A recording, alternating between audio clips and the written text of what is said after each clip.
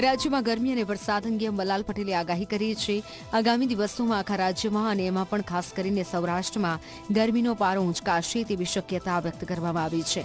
તો આ તરફ 19 થી 21 એપ્રિલ દરમિયાન હવામાનમાં પલટો આવશે.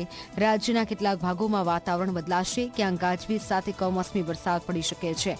એપ્રિલના અંત અને મેની શરૂઆતમાં કમોસમી વરસાદ થઈ શકે છે. 20 એપ્રિલ બાદ આકરી ગરમી પડવાની પણ આગાહી છે, જેના કારણે ઉકળાટનો અનુભવ થશે. પરંતુ તારીખ 15 સુધીમાં ગરમી વધવાની શક્યતા રહેશે.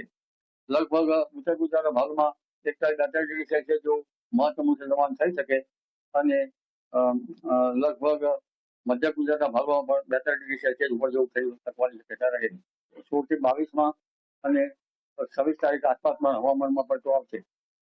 આ માસના અંતથી મેની શરૂઆત સુધીમાં ફરી પુનઃ ગુજરાતના વાતાવરણમાં પલટો આવે અને ક્યાંક પ્રી મોન્સૂન એક્ટિવિટીનો વરસાદ થવાની શક્યતા રહે.